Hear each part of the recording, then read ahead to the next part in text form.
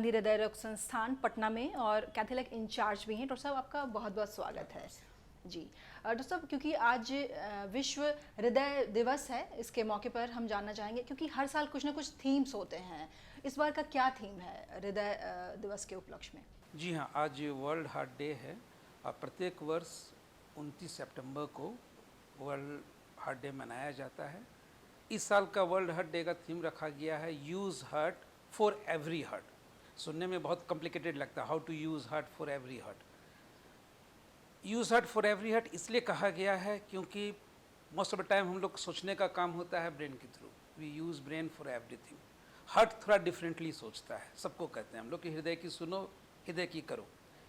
इसलिए हमको इस प्रकार थीम है कि थोड़ा अलग सोचकर हमें हार्ट के डिजीज़ को होने से बचाना है, थोड़े अलग ट्रेंड्स यूज़ करने हैं, अलग तरह से रहना शुरू करना है, अपना जीवन शैली, खान पान सब उसी के अनुसार बदलना है।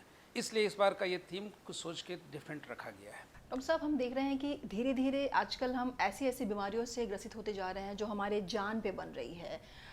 दिल का जो जोखिम है, दिल की बीमारी का, ये भी कई गुना ज़्यादा बढ़ा है। क्या कारण आपको लगता है, क्यों इस तरह से हार्ट के पेशेंट बढ़ते चले जा रहे हैं? जी हाँ, देखिए आपका क्वेश्चन काफ़ी अच्छा है, क्योंकि आज के समय में अगर हम देखें कि मैक्सिमम जो डेथ्स होते हैं, cause of death cardiovascular disease के कारण ही होता है, या तो ब्रेन स्ट्रोक या हार्ट अटैक से रिलेटेड होता है। और हमारी जीवन शैली सबसे अधिक इफेक्ट करती है इस चीज़ों को। पहले का रहन सहन देखा जाए, जब आदमी पहले जब मनुष्य जब था तो खूब एक्सरसाइज करता था, शिकार करते थे, खेती करते थे, जो भी था, या गांव का जो रहन सहन होता था, 5 बजे सुबह में उठे, सारा काम कर रहे हैं। उसके बाद फिर आप सफिशिएंट रात में नींद लेते थे लोग, हेल्दी डाइट होती थी, सब नेचुरल वे में होता था। आज का रहन सहन हो गया है कि गाड़ी से आप उतरे, पैदल वॉकिंग का नाम कहीं नहीं है, लिफ्ट चढ़ा, काम पे गए, फिर लिफ्ट में चढ़े, वापस आ गए, फिर घर पे वही चीज़ हो गई। स्ट्रेस लेवल काफ़ी बढ़ा हुआ है। खाने में जो है ऑयली चीज़ें या प्रोसेस्ड फूड जो हम लोग कहते हैं, रेडीमेड फूड, उस पर ज़्यादा जा रहे हैं। एडल्ट्रेशन काफ़ी है, खाने में मिलावट काफ़ी है। तो ये 3-4 चीज़ें हुई। या तो सबसे इम्पोर्टेंट होता है स्ट्रेस, लेवल ऑफ स्ट्रेस, क्योंकि सब आदमी परेशान है आज के समय। क्योंकि हम देख रहे हैं कि कई तरीके से ये एक्सप्लेन हो रहा है हार्ट की डिजीज़ का, तो कितने तरीके की होती है ये हार्ट डिजीज़? देखिए, कॉमन पब्लिक में जो एक ओपिनियन बना हुआ है कि मुझे हार्ट हो गया। हार्ट का मतलब सभी लोग हार्ट अटैक ही समझते हैं कि हार्ट हो गया मतलब हार्ट में ब्लॉकेज हो गई, पर रियलिटी ये नहीं है। हार्ट की बीमारियाँ के एक ही चीज़ नहीं है। जन्मजात हृदय रोग होता है, गठिया जनित हृदय रोग होता है जो वॉल्व को सिर्फ खराब करता है, जन्म से हुआ जिसमें हार्ट में छेद होता है, स्ट्रक्चरल एबनॉर्मलिटी होती है, हार्ट में उल्टा पुल्टा बनावट पूरा हो जाता है। इनफैक्ट हाइपरटेंशन जो ब्लड प्रेशर है वो हार्ट की ही बीमारी है। तो प्राइमरी हार्ट को इन्वॉल्व करता है। जितना भी अधिक ब्लड प्रेशर होगा, हार्ट को उसके अगेंस्ट में पंप करना है आपके। तो इसलिए हार्ट की बीमारियाँ कई चीज़ें हैं, रेंज ऑफ स्पेक्ट्रम है। कुछ लोग को पाल्पिटेशन होता है, सिर्फ धड़कन होती है, एक धड़कन काफ़ी तेज़ हो जाता है, वो भी हार्ट की ही बीमारी है। तो लेकिन जो जनरल पब्लिक या जनरल सोच है, और जो कहना भी सही है कि हार्ट हो गया मतलब हार्ट अटैक, क्योंकि सबसे इसमें सबसे क्रिटिकल, सबसे खतरनाक और जिससे आसानी से बचा जा सकता है या जिससे होने से आप रोक सकते हैं, वो वही है जो हार्ट हम लोग कहते हैं। हार्ट अटैक की जो बात होती है या ब्लॉकेज की बात है, तो उसको हम रोकने का उपाय करना है। तो इन सारी चीज़ों को देखते हुए कहें कि हार्ट की बीमारी एक सिंपल वो चीज़ नहीं है कि शुगर हो गया, आपको किडनी की प्रॉब्लम हो गई तो किडनी फेल हो गया। हार्ट में कई चीज़ें हो जाती हैं, हार्ट ब्लॉक, जन्मजात हृदय रोग, वाल्व की गड़बड़ी, गठिया जनित हृदय रोग हुआ आपका, धड़कन बढ़ना हुआ, हार्ट फेल करना, हार्ट कमज़ोर हो जाता है कुछ लोगों को विदाउट एनी रीज़न, कोई कारण नहीं निकलता। कई बार प्रेगनेंसी इंड्यूस हार्ट कमज़ोर हो जाता है कई फीमेल्स का। पर इन चीज़ों में काफ़ी चीज़ें हैं जिनका आराम से इलाज हो सकता है। डॉक्टर साहब, ये एक, जैसा कि अभी आपने कहा कि हार्ट डिजीज़ कई तरीके के होते हैं, कई प्रकार होता है उसका, तो ये जो सामान्य, क्योंकि कई बार क्या होता है कि हल्की सी दर्द होती है या कुछ हल्का सा हम कहीं चल रहे हैं और हमें रात में या सुबह कभी भी हल्की सी हुई तो हम बहुत मेंटल प्रेशर में आ जाते हैं कि कहीं हमें हार्ट की प्रॉब्लम तो नहीं हो गई है। तो ये क्या है सामान्य सा दर्द, कहीं से उसका कोई रिलेशन है हार्ट से? सीना में दर्द, जो हार्ट की जो पेन हम लोग कहते हैं कि सीना में कहीं भी दर्द हो रहा है, तो हमें तो जागरूक होना ही है, सावधानी बरतनी ही है, क्योंकि कभी किसी तरह के चेस्ट पेन को आप नेग्लेक्ट नहीं कर सकते हैं। कॉमन जो कहा जाता है, कथन है हम लोग के कार्डियोलॉजी में या हार्ट में, हम लोग कहते हैं कि सीना में दर्द हो रहा है, अगर 99 बार भी आपका गैस का दर्द है, एक बार भी अगर वो हार्ट का दर्द हुआ और वो गैस के नाम पे अगर नेग्लेक्ट हो गया, तो तो आपके लिए जानलेवा साबित हो सकता है। तब बात ये होती है कि भाई आप एक दर्द के लिए 100 बार अगर परेशान हो रहे हैं, 100 बार हॉस्पिटल जा रहे हैं, तो उसका कोई मतलब नहीं है, ठीक है। तो उसमें कुछ कुछ चीज़ें होती हैं जिससे आप डिफ्रेंशिएट कर सकते हैं कि ये दर्द जो है ये हार्ट से रिलेटेड है या अपने आप में हार्ट ही इसका कारण है या कुछ और भी रीज़न है। जो सबसे कॉमन कारण जो होता है इस तरह का दर्द का हार्ट के बाद, वो गैस की दर्द होती है, एसिडिटी, सिंपल टर्म में जो हम लोग गैस कहते हैं। डिफ्रेंशिएट करने का जो एक सिंपलेस्ट तरीका जो है, अगर आपको हार्ट का पेन होगा या बहुत ज़्यादा दर्द होगा तो पसीना आएगा, साथ में बेचैनी बहुत ज़्यादा होती है और ख़ासकर मूवमेंट पे बढ़ता है। हार्ट का दर्द जो है, जहाँ आप मूवमेंट कीजिएगा वो बढ़ेगा। गैस के साथ इसका उल्टा होता है, जब आप चलना शुरू कीजिएगा तो गैस रिलीज़ होता है, आपको आराम होना शुरू हो जाता है। तो एक पॉइंट है जिससे आप डिफ्रेंशिएट कर सकते हैं। दूसरी बात है कि ऐसा दर्द जो आपको एकदम परेशान करे, उसको तो किसी हालत में नेग्लेक्ट नहीं करना है। जो भी नियर बाई डॉक्टर हैं उनको आप दिखाइए। एक सिंपल ईसीजी एक ऐसा चीज़ है कि जो 80% टाइम आपका रूल आउट कर देता है मेजर किसी प्रकार के इवेंट का। स्पेशली अगर आप डायबिटिक हैं, इंपॉर्टेंट ये हो जाती है कि अगर डायबिटिक हैं तो डायबिटिक में कई बार बहुत सीवियर चेस्ट पेन भी नहीं होता है, बहुत माइल्ड डिस्कम्फर्ट होती है, थोड़ी सी कमजोरी लगती है, थोड़ा स्वेटिंग होता है, बाद में पता चलता है कि वो हार्ट अटैक हो गया था। तो डायबिटिक में तो किसी तरह के चेस्ट पेन को नेग्लेक्ट नहीं करना है। एक और बात आती है, सीने में कई बार मस्कुलर पेन होता है, मांसपेशियों या हड्डियों का दर्द होता है, तो उसमें आप दबाते हैं, सिंपल आप दबाव डालिएगा तो दर्द बढ़ेगा। हार्ट के पेन के साथ उसका उल्टा होता है, पेशेंट खुद सीना को दबाता है, उससे उसे राहत महसूस होती है। ये 2-3 चीज़ें हैं जिससे कॉमन पब्लिक को भी डिफ्रेंशिएट कर सकता है। फिर भी मेरा आखिरी में ये तो कहना होगा कि किसी तरह के चेस्ट पेन को आपको नेग्लेक्ट नहीं करना है। आपने एक बहुत अच्छी बात बताई है अभी कि 50 के पहले, जब 50 के उम्र के लोग आते थे तो उनको बहुत हल्के में लिया जाता था, लेकिन अभी हम देख रहे हैं कि काफ़ी ज़्यादा, स्पेशली जो युवा हैं 25 के अंदर भी हम देख रहे हैं। हमने अभी हालिया एक न्यूज़ में ही पढ़ा था कि इवन 15-14 ईयर्स में भी कुछ कुछ सिम्टम ऐसे हैं जो हार्ट के हैं। क्या है इसके पीछे, क्या कारण आपको लगता है? यूजली 15 साल से कम के बच्चों में जन्मजात हृदय रोग और गठिया जनित हृदय रोग, रूमेटिक हार्ट डिजीज हम लोग कहते हैं, जिसमें वॉल्व की खराबी होती है, वो ज़्यादा होता है। पर 25 to 50 ईयर्स के एज में अब हार्ट अटैक आना शुरू हो गया है। सबसे गड़बड़ चीज़ होती है कि जैसे जैसे हमारा उम्र बढ़ता है, हमारा शरीर एडेप्टेड होता है डिफरेंट सिचुएशंस के लिए। तो हार्ट भी अगर जैसे हम 50+, 60+ जाते हैं तो हार्ट में आपस में आर्टरीज का चैनल बन जाता है कि हमें आगे हार्ट अटैक से होने वाले डैमेज से बचाता है। पर यंग लोगों में वो चैनल बना हुआ नहीं रहता है, क्योंकि ज़रूरत ही नहीं होती। प्रकृति मानी ही नहीं है कि इस एज में हार्ट अटैक किसी को होगा, ना तो भगवान कहता है कि इस एज में हार्ट अटैक के लिए आपको किया गया है, तो इसलिए वो चैनल बना हुआ नहीं है। तो इसमें जब भी यंग एज में हार्ट अटैक होता है, आपको टाइम नहीं देता है, क्योंकि आपस में आपका बैकअप नहीं है, चैनल्स नहीं बने हुए हैं। तो जहाँ भी यंग में हार्ट अटैक हो रहा है, या तो तुरंत अगर ट्रीटमेंट नहीं होता है तो जानलेवा होता है।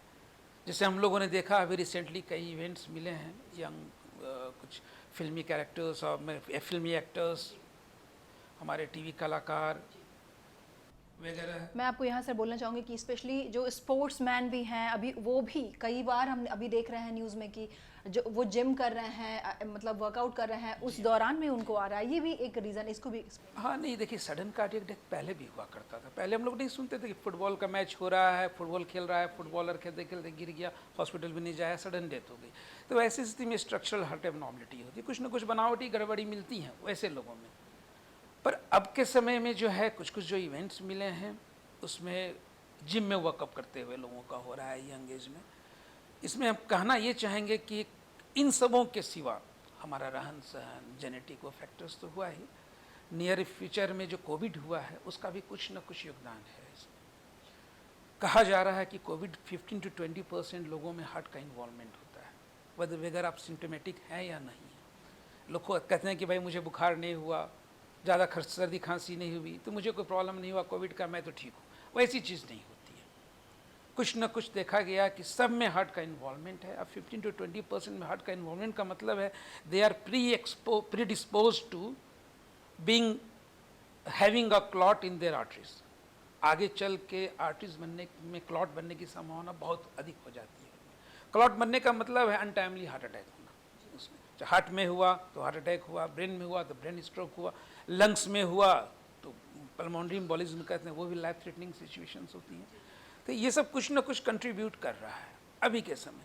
तो हमें एक्स्ट्रा कॉशियस होना है, सारे मेजर्स रखने हैं, इसमें लाइफ स्टाइल अब ठीक रखनी है, स्ट्रेस जितना कम हो सके वो करना है, तो यही सब हम लोग कह सकते हैं रीज़न बना हुआ है। जी बिल्कुल। डॉक्टर साहब, आपने अपने कोविड की जो बात की है, ये एक बहुत ही महत्वपूर्ण मुद्दा भी है, क्योंकि कोविड के बाद दरअसल हम ये देख रहे हैं कि कई तरह के शारीरिक समस्याएं भी शुरू हो रही है। उसमें एक जो हार्ट डिजीज़ है ये भी बढ़े हैं।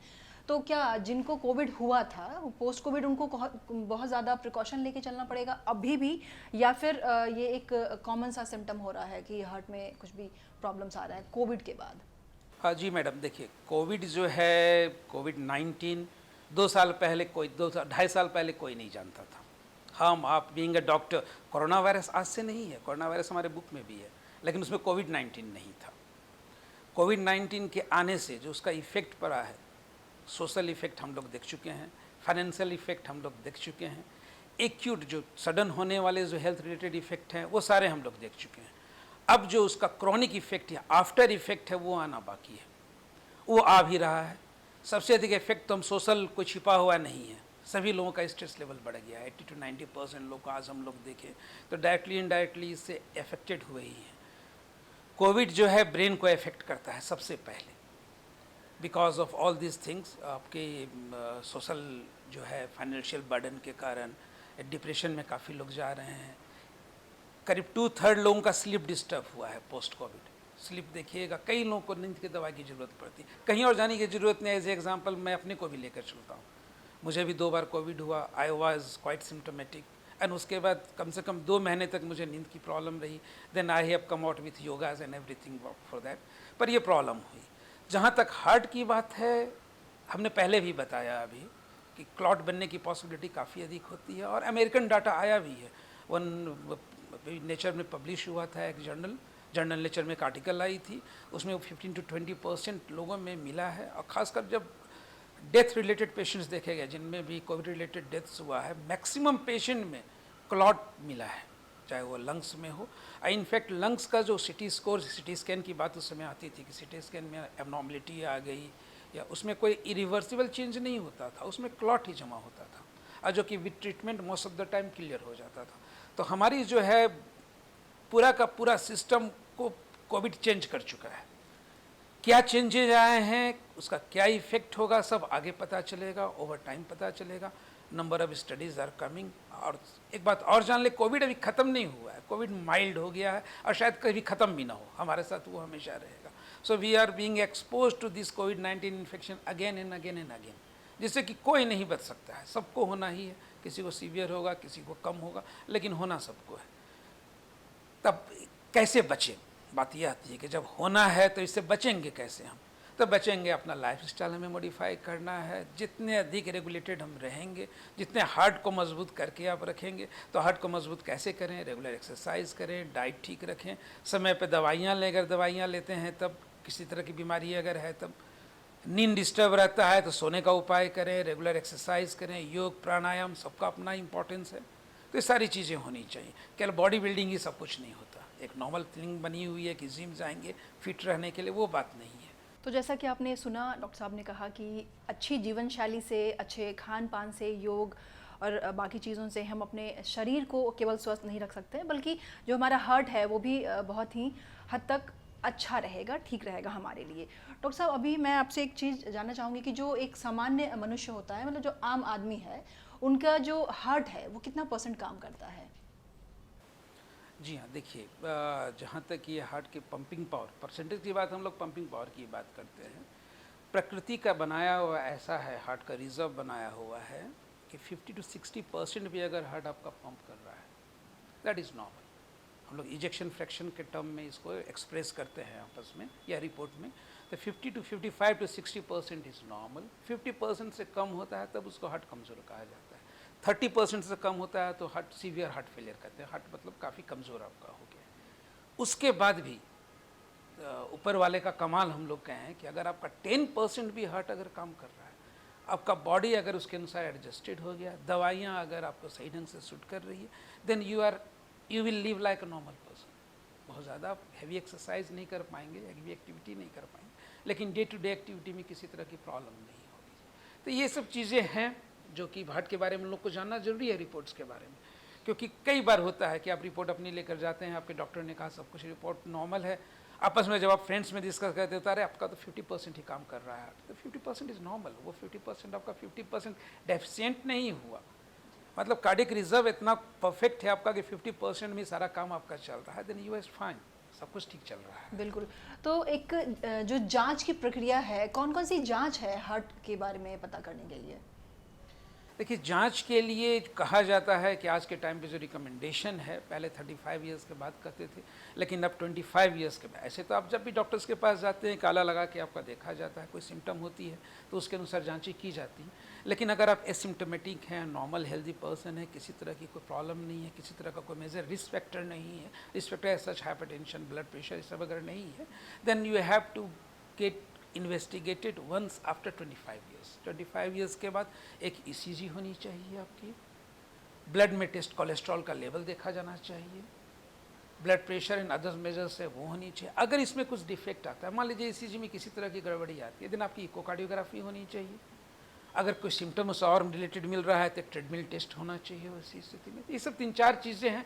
After 25 years everyone has to be investigated once for the heart problem. जरूर एक बार जरूर इन्वेस्टिगेशन होना चाहिए। देन एवरी 5 इयर्स अगर आपका सब कुछ नॉर्मल आता है, किसी तरह की प्रॉब्लम नहीं होती है, then every 5 years you have to go with the same test. So ये चीज़ें हैं जिसको अगर हम लोग करें, टाइमली करें, तो आगे होने से या अर्ली स्टेज में हम पता कर सकते हैं, क्योंकि जो होना है वो होगा, उसे कोई नहीं बदल सकता, पर उसकी सीवियरिटी को आप चेंज कर सकते हैं। जल्दी पता करके उसे आप अपनी जो है इलनेस को सीवियर होने में और डिले कर सकते हैं, मतलब प्रोलॉन्ग किया जा सकता है उसको, लेकिन जो होना है वो होगा, वो जेनेटिकली जो प्लेस्ड है। एक और बात हम बताना चाहेंगे इसमें, इंडियंस के लिए बहुत दिन पहले एक आई थी 50 जिन हाइपोथेसिस, कहा गया था कि वी इंडियन या एशियंस जो है, हम लोग को जो पहले रहने की आदत थी, आज से 100 ईयर्स पहले का जो होता था, एक साल बाढ़ आता था, अगले साल सुखाड़ पड़ता था, तो कम खाकर जीने की आदत थी उस समय, कम खाकर, और वो नेचुरल, डेफिनेट नेचुरल चीज़ें रहती थी उस समय।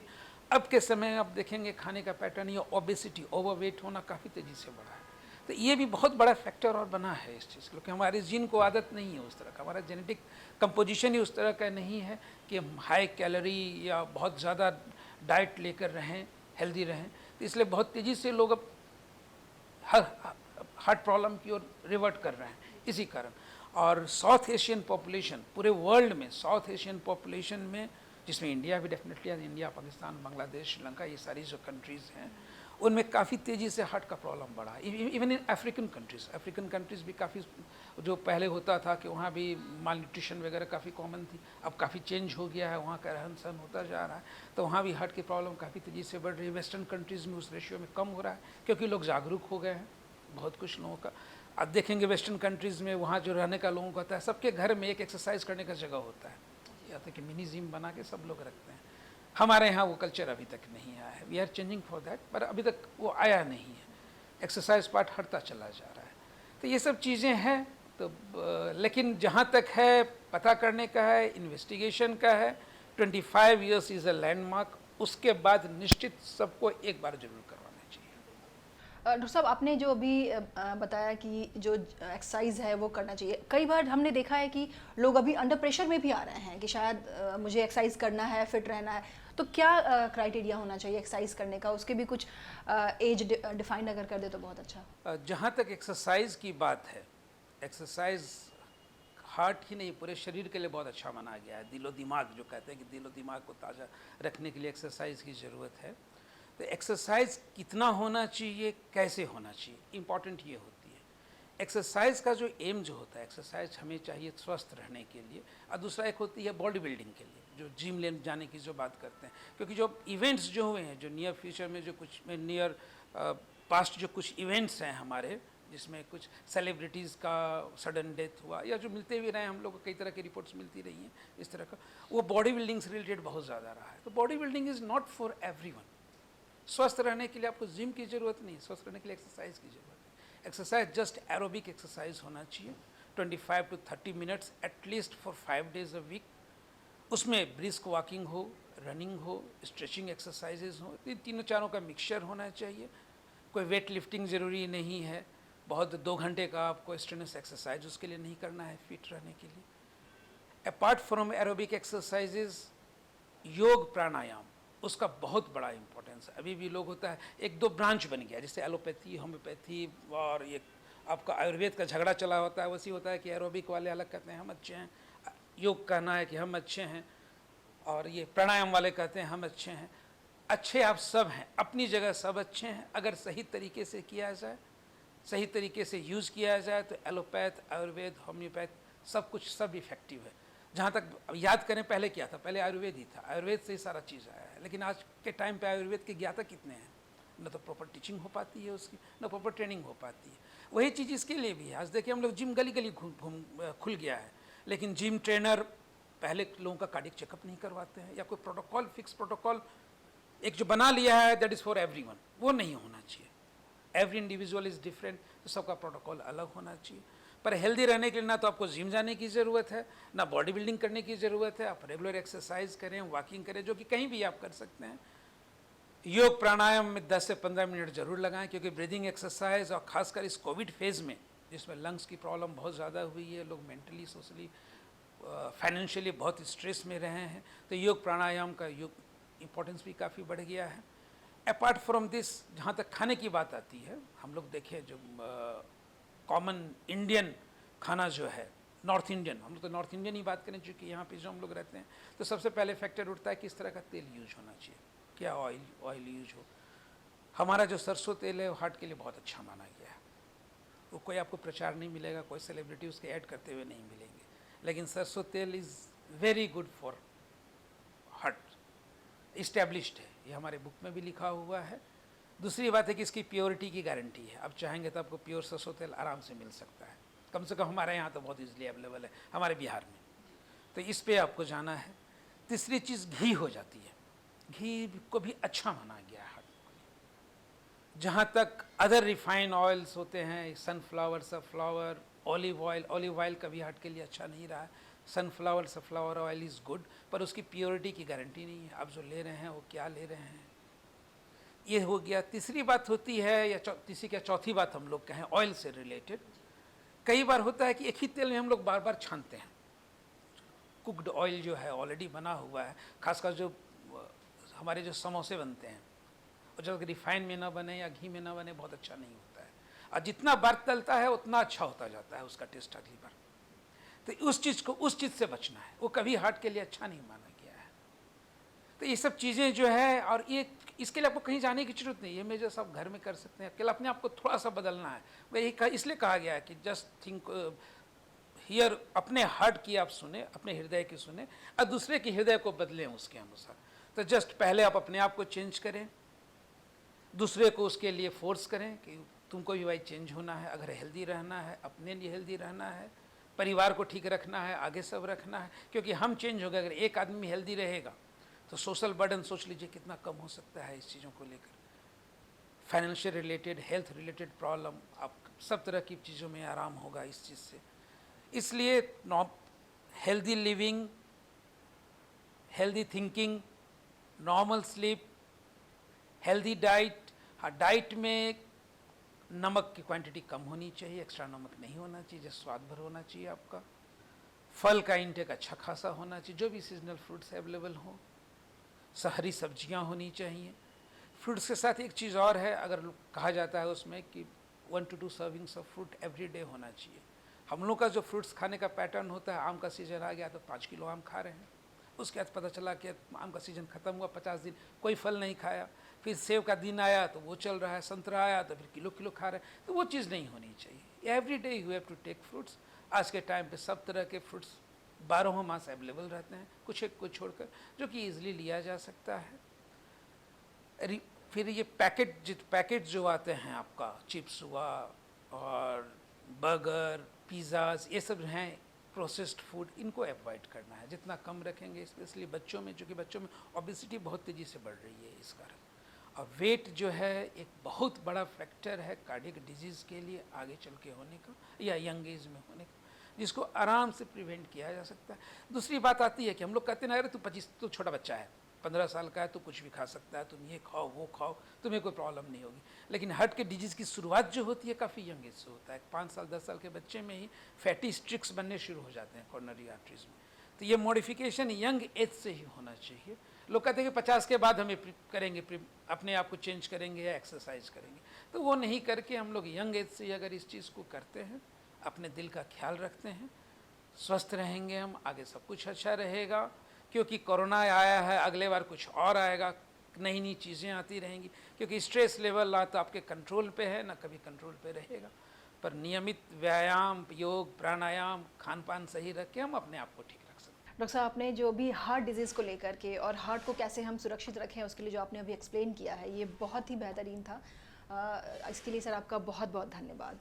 तो दर्शकों, अभी आपने जाना हृदय रोगों के बारे में, उसके उपचार के बारे में, और हार्ट डिजीज़ जो आजकल बहुत ज़्यादा देखने को मिल रहे हैं उससे बचाव कैसे कर सकते हैं, इसके बारे में विशेष जानकारी दे रहे थे डॉक्टर संदीप कुमार, जो कि इंदिरा गांधी हृदय रोग संस्थान पटना में असिस्टेंट डायरेक्टर हैं। उम्मीद है आज का हमारा ये विशेष कार्यक्रम आपको बेहद पसंद आया होगा। अगले अंक के लिए हमें दीजिए इजाज़त, तब तक के लिए नमस्कार।